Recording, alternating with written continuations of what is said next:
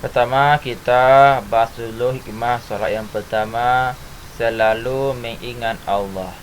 Ketika kita melaksanakan solat, berarti kita telah mengingat Allah. Sebaliknya, kalau kita meninggalkan solat, berarti kita tidak mau untuk mengingat Allah. Jadi solat merupakan sarana untuk mengingat Allah Subhanahu wa taala. Yang kedua, mendekatkan diri kepada Allah Subhanahu wa taala.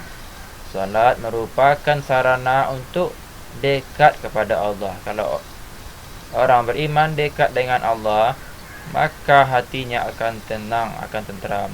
Dia akan terjauh dari perbuatan dosa dan maksiat.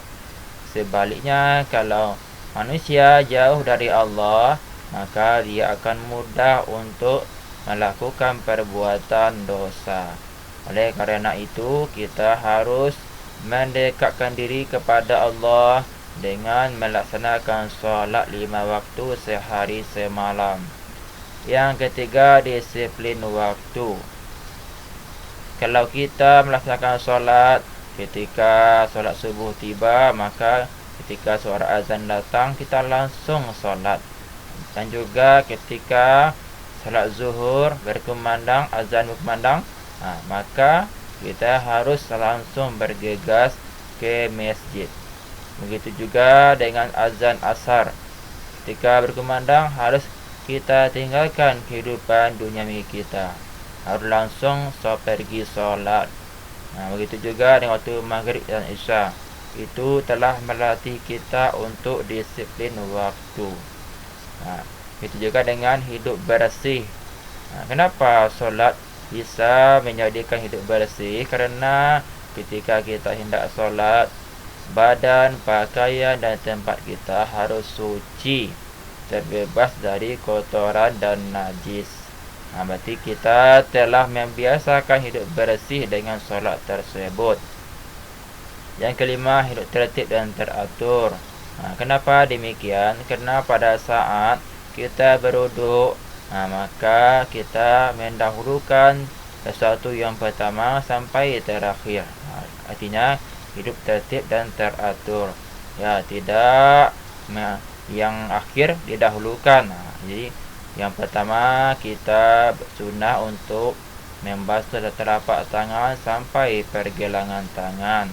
Selanjutnya kita berkumur-kumur, artinya kita membasuh hidung kita. Selanjutnya kita membasuh muka kita, mulai dari tumbuhnya rambut sampai ke dagu.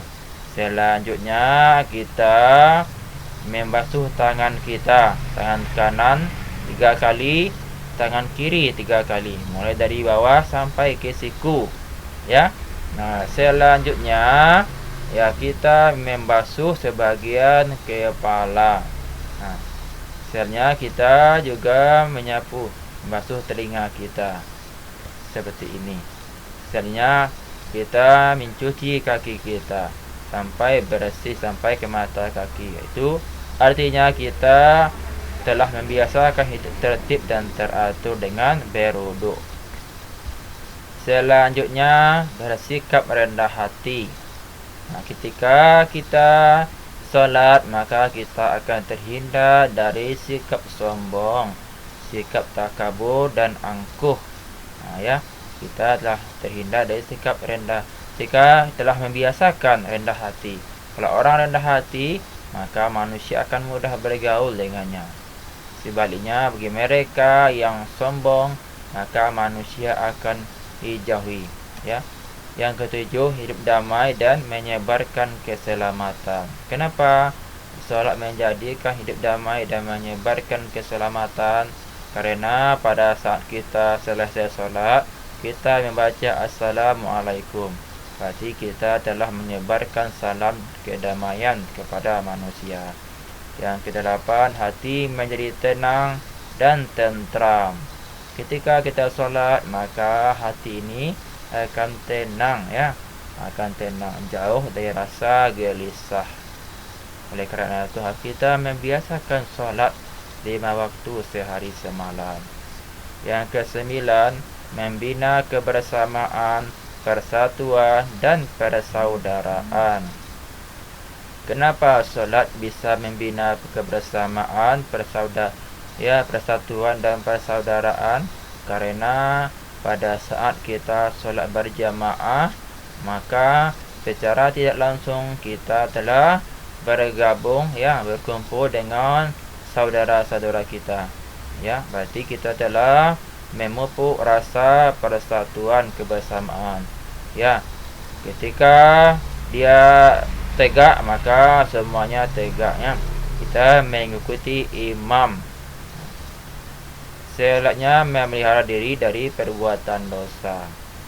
Inilah yang terpenting ketika kita solat, maka dosa akan bisa kita hindari. Kita berpikir ini perbuatan yang tidak boleh dilakukan.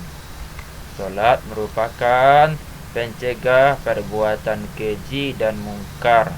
Oleh kerana itu, anak-anakku semuanya harus solat 5 waktu sehari semalam. Kalau belum bisa solat, setidaknya kita melihat bapa kita atau ayah kita atau guru-guru kita yang sedang solat, kita tiru gerakannya.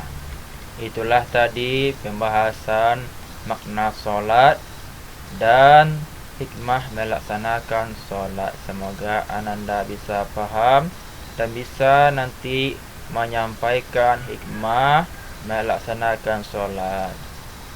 Wabillahi taufiq wal hidayah. Assalamualaikum warahmatullahi wabarakatuh.